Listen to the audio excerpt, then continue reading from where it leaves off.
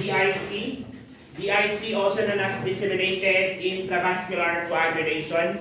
I may need your focus for this discussion because this condition is very complicated. It's very confusing because the condition may lead you to have bleeding disorder, but at the same time, it may lead you to clotting disorder. So, ganun siya ka-komplikadong condition. Okay? So, your focus would not be only on one thing, not just on controlling the bleeding, but also lessening the possibility of blood clotting. And those are two different conditions. Kung iniisipin nyo, isang nagdurugo, isang walang pagdurugo kasi may nakabara. Okay, that is this condition. Okay, let me discuss your disseminated intravascular coagulation. But before that, I would like to review first. When we talk about your blood, we talk about the blood cells, isn't it? And we talk about the blood cells. There are different types of blood cells that has different functions.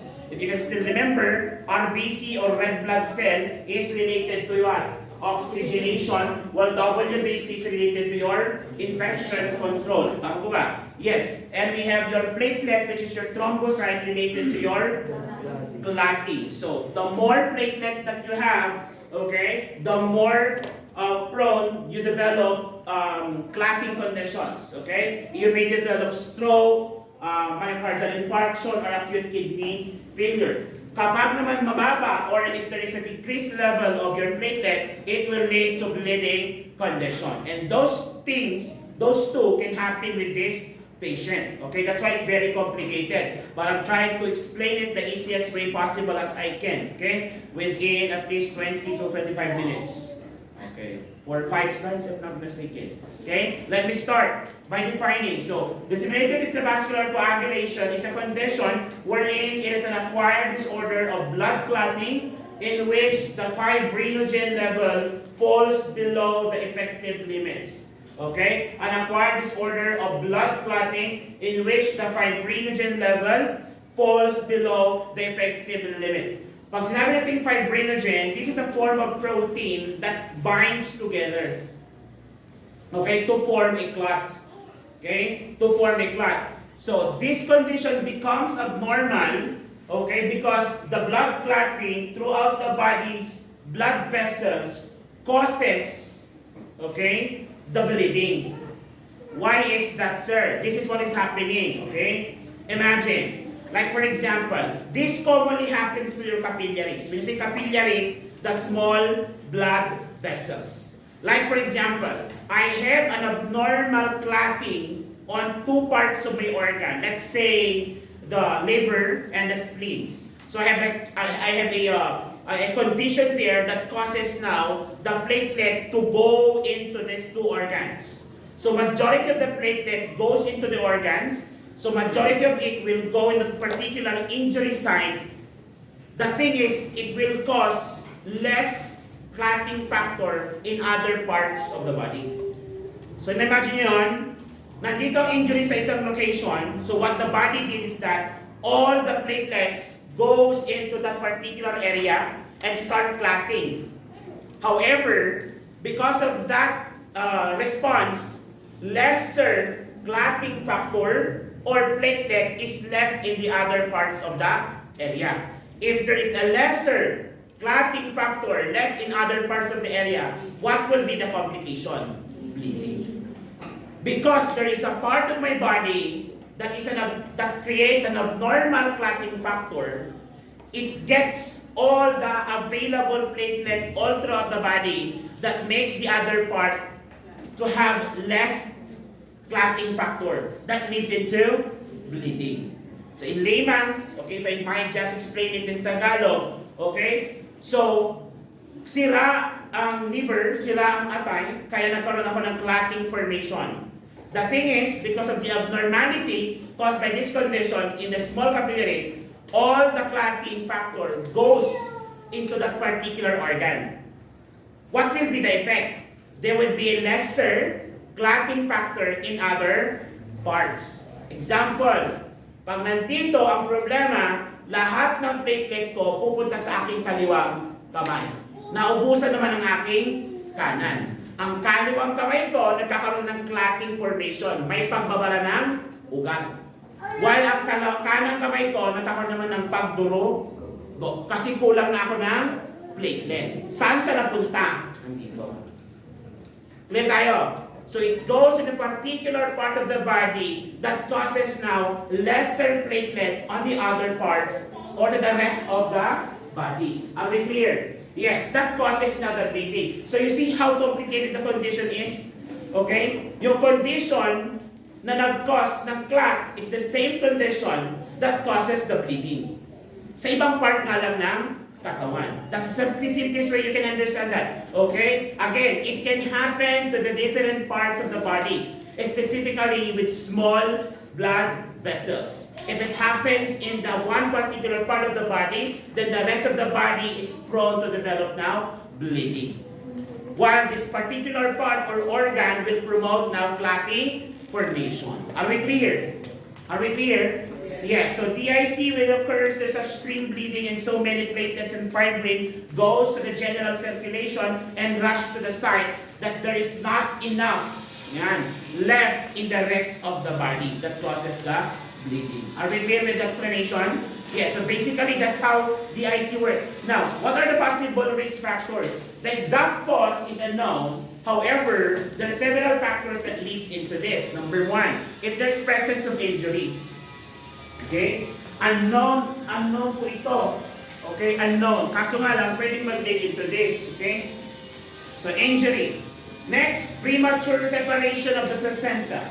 So, premature separation of the placenta. If you try to think of it, okay, we're not yet done discussing this because this should be part of first training still. However, it will be moved to midterm. This is known as abruption placenta. So, abruption placenta. Remember abruption placenta? So, if this is your uterus and this is your placenta, so there is a premature separation of the placenta. It's the blood vessels in between. Yes, and because of that premature separation, masisevere ba yung ating mga blood vessels? Now, it can cause bleeding. And the body wants to stop that bleeding, isn't it? As the body's response, the body will now what? Send all the available clotting factors and platelets into that bleeding area, which is the injury, but it will cause not enough what? Platelet to the other parts of the body. Kasi nasa na siya, nandun sa mattress. Trying to stop the bleeding brought about the premature separation of the placenta. Are we clear?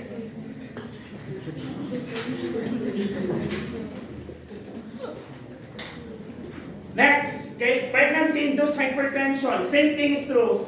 Pregnancy-induced hypertension can cause rupture of blood vessels. And because of that rupture of blood vessels, take note, there is hypertension. Hypertension increased blood pressure, isn't it? So what are the organ or what are the parts involved here in your disseminated intravascular coagulation? That is what we call your small blood vessels. Commonly, these small blood vessels, due to hypertension or increased pressure, will become fully dilated. For example, alam niyo naman yung hose, tama? For example, imagine that is the blood vessel, it is fully stretched. Kapag na-stretch siya na-stretch, lalo siyang numinipis. And when the time comes that a strong pressure goes into the blood vessel, tendency it will rupture that part. At pag may rupture ng blood vessel, same goes. Pumunta din yung mga platelet to create clotting factor, but still, makakaroon tayo ng another complication which is lesser platelet to the other parts of the body. Are we clear? Yes, okay? Another one is amniotic fluid embolism. Amniotic fluid embolism, from the word embolism, what's the difference of embolus to thrombus? So we say thrombus when a blood clot or a fat is in the blood vessel. Okay, ang tawag natin doon sa namuo na dugo or fat ay thrombus. For as long as the thrombus is attached to the blood vessel wall, we will call that thrombus. But once a thrombus travel into the blood vessel, na-detach siya, sumasabay na sa dugo, and it goes to the different parts of the body, we will call that blood clot as embolus. Now, amniotic embolism goes into the amniotic sac, okay, in the blood vessels then, and cause clogging. At yung clog na yon will cause injury. The injury will activate na naman yung inflammatory response natin and send the platelet and other chemical mediators onto the particular area. Causing now your, what? Disseminated intravascular coagulation because of the clotting. Kasi yung clotting na yan, hindi madadalo yung dugo to the distal part. Okay, kaya magkakaroon tayo ng injury. Another one is placental retention or you retain placenta. Okay, same goes here. May bleeding pa rin kasi dito. Take note that if a foreign body stays within your uterine wall, the body is trying to compensate by expelling that. Tama? And how will it expel? Contract, then bleed out. Contract, then bleed out. If this will not remove, the mother will continuously bleed and will lead to be your postpartum hemorrhage. Will cause death. Yes, because of hypovolemic shock. Okay? And the body would what? Identify this as injury. Kaya pupunta naman doon ang clotting factor and platelet, then fewer left sa other parts of the body. Nagigets mo ba kung paano nangyayari? Yes, okay? And septic abortion. What is septic abortion? Generalized ito. This happens to the different parts of the body. Pag sinabi natin septic abortion, this is a generalized edema. Ay, generalized infection. Basically, infection of the blood. Okay? So, infection of the blood that leads into abortion. When a baby is aborted, what will happen? The sudden abortion of the baby causes now bleeding intra-uterine. May bleeding. Yes. Is there injury? Yes. Clot again. Then the few will left in the other parts of the body. Are we clear? Now, we have established already how it is connected to pregnancy. Yung disseminated intravascular coagulation. Will it just happen to mga buntis? Not necessarily. It can also happen to other people. Okay? And retention of dead fetus. Okay, yung stillbirth na tinatawag natin. So the retention of dead fetus can also bleed into disseminated intravascular coagulation. Now, what are the common signs and symptoms? Okay, if we think about two things, DIC has two complications. Clotting formation and bleeding. Both of them are present in the body. However, ang clotting kasi, hindi natin siya na-observe because the clotting happens inside. Now, bleeding, in the other hand, can be objective. Why? Can you see it? Yes, pag nagdugo ang ilong, epistaxis. Pag nagsuka ng dugo, hematemesis. Pag tumayo ng dugo, hematochezia. A black tarry stool, which is also a form of upper GIT bleeding, is also a form of bleeding. So, ang mga simptomas ng DIC is more on bleeding problem. Though, they also manifest clotting problem. But we lesser see it. Bakit? Kasi sa loob siya ng katawan ng nangyayari. Okay? The clotting happens inside. So these are the conditions na pwede mangyari. Bleeding at one side or from the nose, gums, or mouth. Blood in the stool or in urine. So we have your hematuria, bleeding in the urine. And hematochezia or melena for the stool. Bruising in small dots or larger patches on the body, like your ecchymosis, hematoma. Ano pa? Black eye is a form of bleeding. Pasa is a form of bleeding. May rupture of small blood vessels inside a particular part of your body that has pasa, okay, or ecchymosis. Chest pain can also happen. Take note of the chest pain because this can be a sign of pulmonary embolism. Is that common to pregnant women as well? Yes, especially, okay, kung meron silang deep vein thrombosis, which is common na develop, lalo pag sila ay, what? Nakakaroon ng edema on lower extremities. Kaya pag ikaw buntis at meron ka mga varicosities, those varicosities can what? Create blood clots, and those blood clots can travel all throughout the body. And when the blood clot reaches the airway, it will lead to pulmonary embolism. Can it lead to death sa mga pregnant women? Yes, that's an emergency situation. And pain, redness, warmth, and swelling on the leg. So yung swelling part, the swelling part is because of the clotting. Because of the clotting. Because clotting can clog blood vessels. If it's clogging the blood vessels, magkakaroon ba tayo ng venous return? Yes or no? No. There is lesser venous return tendency. Fluid will stay in the other compartments in the lower extremities, causing now your edema. Okay? What type of edema will be this? Will it be? What type of edema? Pitting edema. When you say pitting edema, when you pinch them, it creates a crater, parang merong butas. At ang bagal niyan bumalik. Yun ang pitting edema. And you're going to grade that. Okay? You're going to grade that as well. Redness and warmth, okay? And that is because of the clotting factor. Again, excessive bleeding and unusual bruising of small red spots on the skin, also known as petechiae. Okay, bleeding from places which normally wouldn't happen, such as your gums, nose, and from the wound area. So, because of these, those are more on the bleeding side. The pain, redness, and warm and swelling is because of clotting. Question: if there is clotting on a small capillaries or blood vessels, would it hinder the delivery of blood, of oxygen-rich blood? Yes. If a particular cell or organ is not receiving enough oxygen, what will happen to the tissue?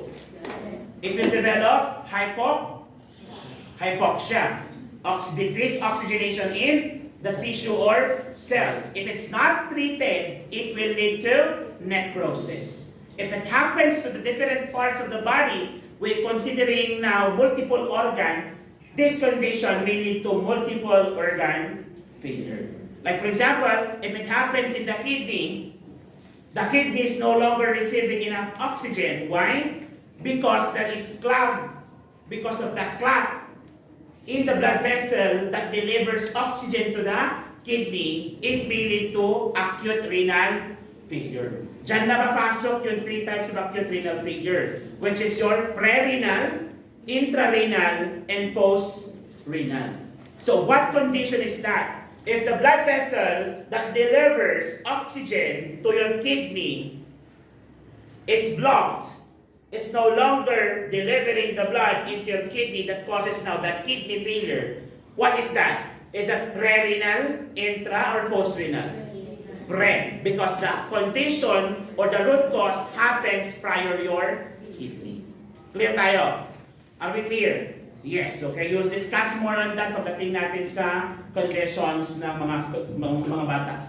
Okay? I'm just going to give you a glimpse of what are expected sa mga next discussions natin.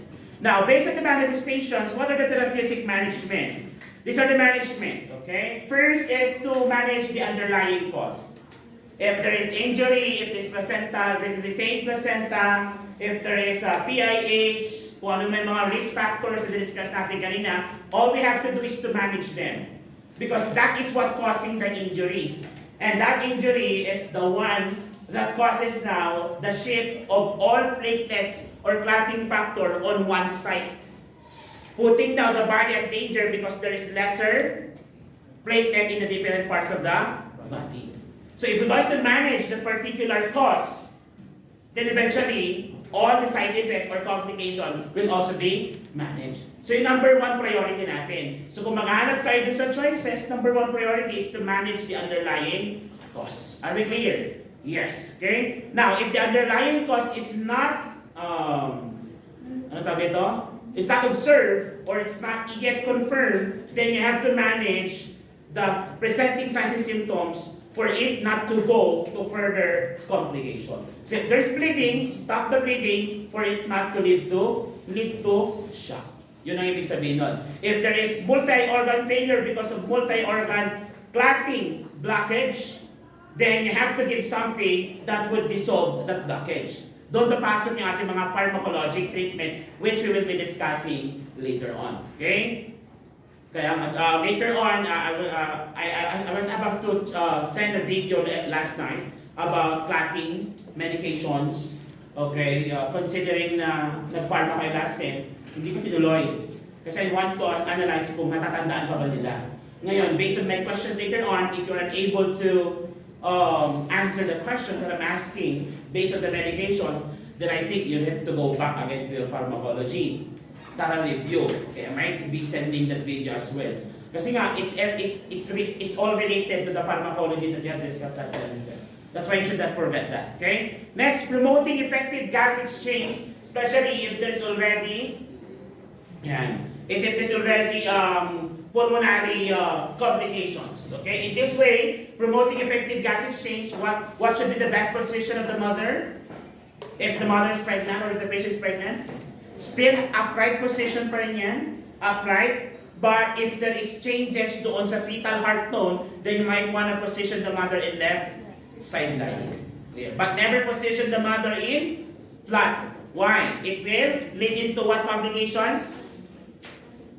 Supine hypotension syndrome. Okay, your supine hypotension syndrome. So you position the mother to high Fowler's position to promote lung expansion, but still if there is problem, okay, best position pa rin, lalo pag pregnant women, so that the fetus will receive enough oxygen, is to position them in left lateral position. Or left recumbent, di ba? Yung nakataas, yung kanang pa.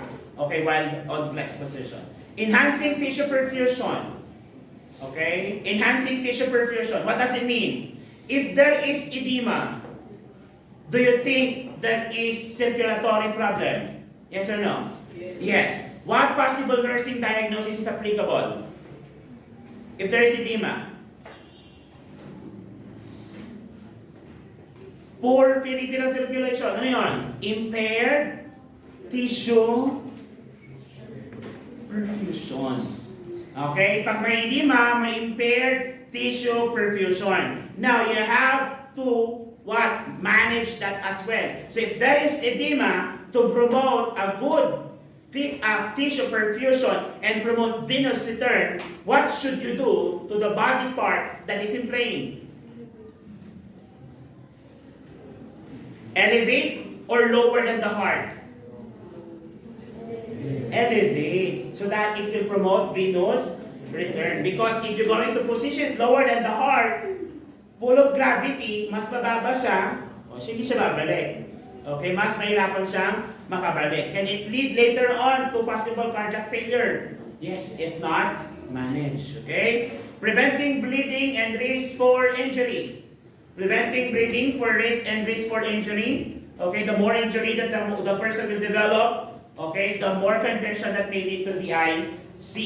Initiating a teaching and patient education. You tell them about the prognosis of the condition, what happens to this condition. Okay? So that they will be able to understand and they'll be able to participate in the interventions that you will be providing. Then assessing and monitoring potential complications. Assessing and monitoring potential complications. So managing disseminated intravascular coagulation focuses on stabilizing the main problem. What is the main problem? The underlying cause. Okay? Kung ano yung nagiging cause ng problema. Okay? Can I continue? Not yet daw. Nandun pa lang sa manage the underlying cause. Kamusta ba?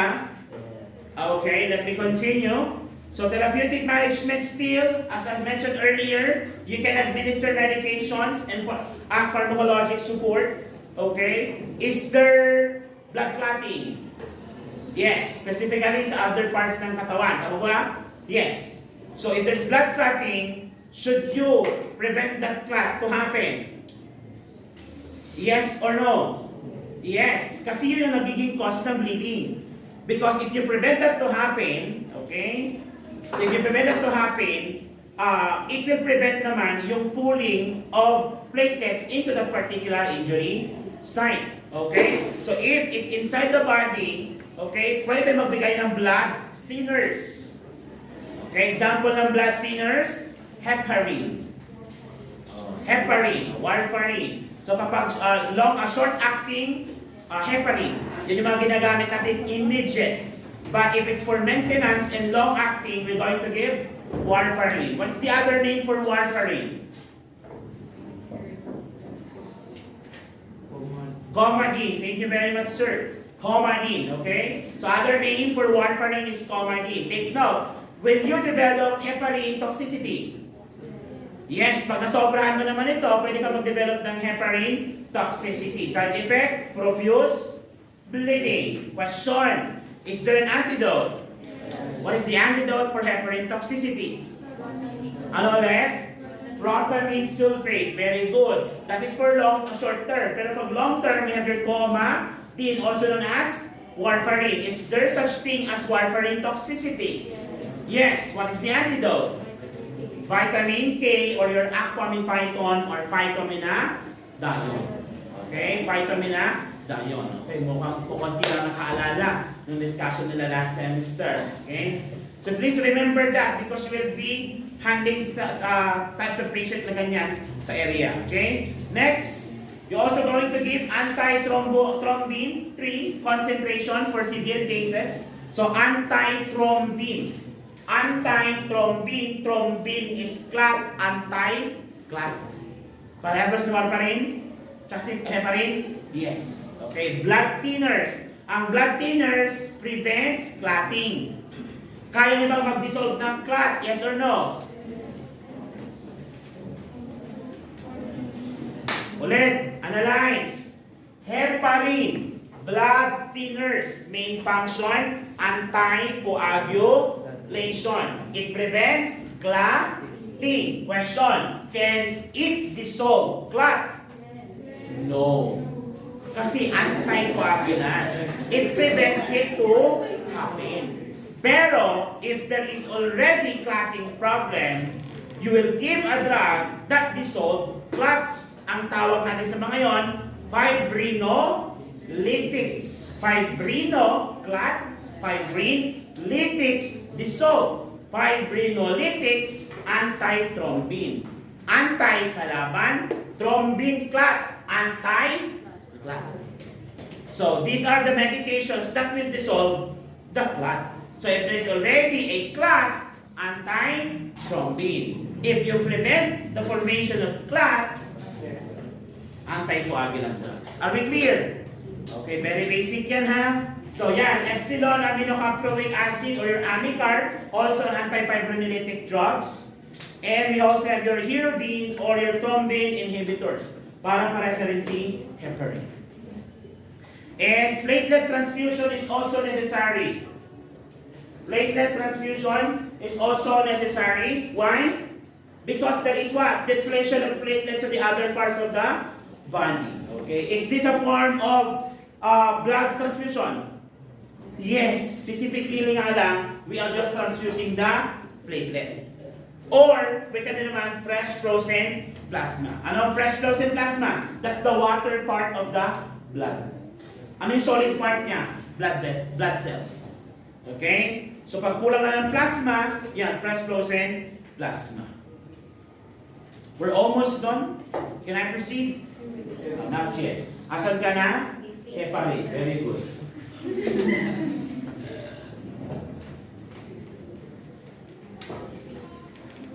Okay na? Again, remember those things. Again, DIC is their bleeding condition. Yes. What causes the bleeding? Because of the abnormal clotting on a specific part of the body, specifically small or large blood vessels. Small blood vessels. May naiiwan ba? Ay, pupunta ba lahat doon sa injury site yung ating platelet? Yes, that causes now lesser platelet or clotting factor in other parts of the body that leads into bleeding. So possible bang may clotting formation? Yes. Possible bang may bleeding? Yes. Manifestation is more on bleeding. Pero pag may edema, it's more on clotting signs and symptoms. Should you promote tissue perfusion? Yes. Elevate the part that is edematous. Are we clear? And prevent the clotting to prevent further bleeding. Paano may prevent ang clotting? Magbigay ka ng blood thinners and antifibrinolytic drugs. However, a patient will also be prone to more bleeding. That's why you have to watch for signs of hypovolemic. Question, should you monitor vital signs? Yes. What specific vital signs should you monitor to assess shock? Blood pressure. Then you have to compare it with the heart rate. What is the manifestation for shock?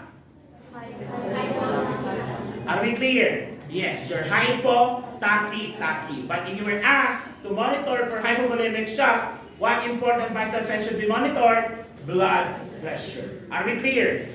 Are you sure? Okay. Monitor laboratory and diagnostic test. You have to check for the CBC. You have to remember again what is the normal level of platelet.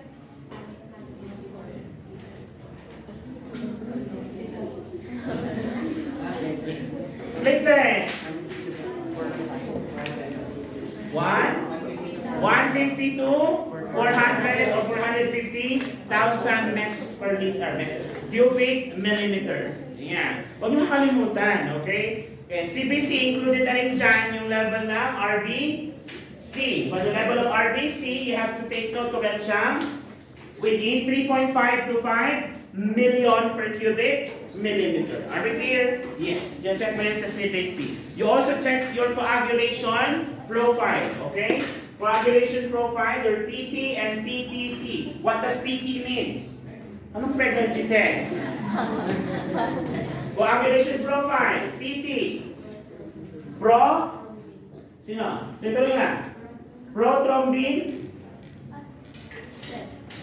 time. Your prothrombin time. What is PTT?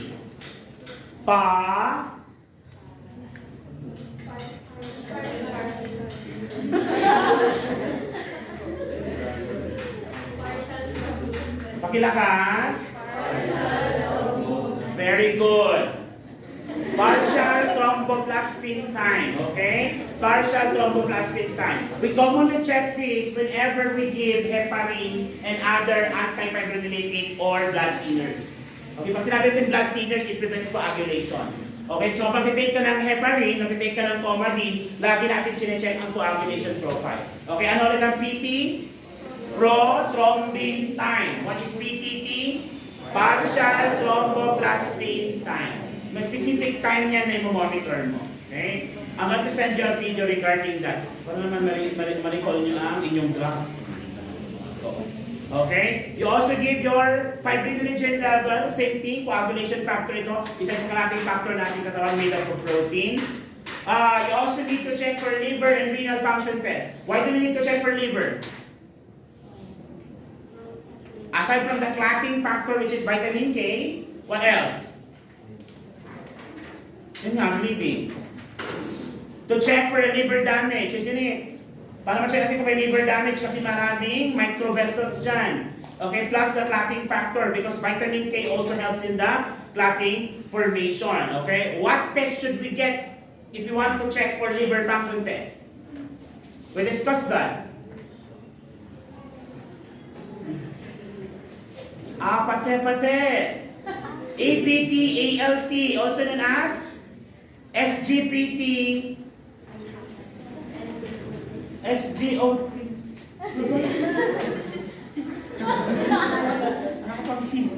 Nag-recall lang ako. Na-discuss natin yan from me. Na-discuss natin yung previous discussions natin.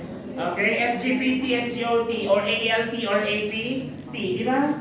We did discuss that. Okay, please go back to your notes so that we can connect everything once we are discussing this topic. Okay? Renal function test naman, what test are we going to check? Dalawa yon. Go. Laksan mo, Ading. Sige, Ading, laksan mo pa. I cannot hear you. BUN and creatinine. So your blood, urea, nitrogen, and your creatinine level. What is the normal creatinine level? Sulat mo dyan. 0.6 to 1.2 mex per liter. So, pag tinanong yan later on, if you will ask during your third year, tapos sumagot ka agad, Sir! Ano nangilas ka? That's 0.6 to 1.2 mex per liter. Okay, 0.6 to 1.2 mex per liter. Okay? Between the two, BUN and creatinine, which is more definitive? Test for kidney failure. Creatinine or BUN? Creatinine. Why? Simply because BUN is affected by diet. When you eat too much protein, your BUN increases. So, sino mga naka-protein diet dito because they're trying to reduce weight? Okay, check mo ang BUN mo. Pag mataas, okay lang yon because you have high protein. Pero yung BUN mo, mataas din pala ang creatinine mo, huwag kang paepal. baka kinsira ang kidney mo. Okay, so you have to be checked, okay? So again, partial thromboplastic time and prothrombin time for the PT and PTT, okay? And next, arterial blood gas. Arterial blood gases. You're going to know how to analyze your ABG. Okay? Ano yung mga ABG and what are the components of your ABG analysis? Components of ABG analysis. Ay, sino po yung mga videos na yun? ABG analysis, pH. pH, then partial carbon dioxide, then your bicarbonate. pH, ano normal pH ng dugo? 7.35 to 7.45. What is the normal partial carbon dioxide? 35 to 45. What is the normal bicarb or HCO3? Bicarbonate, HCO3. 22 to 26. I'll be sending a video regarding that. Sa lahat ng sections na hawak ko. Okay, that's ABG analysis. Topic din natin yun ng finals. So I'll be teaching you as early as second year. You're going to have that subject as well. Pagdating ng third year sa fluids and electrolytes. But as early as now, okay, send ko yung video nyo para may idea na kayo. Okay, na-discuss yun yung funda nyo. I should know. Pupunta rin ako. And, yes, imaging studies.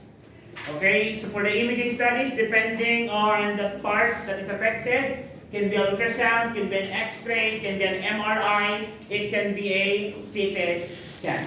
Okay? So those are the imaging studies that you're going to do. And take note, in general lang talaga, when we talk about DIC, the best way to manage the condition is to prevent it to happen. How to prevent it to happen? By managing the possible cause of the condition.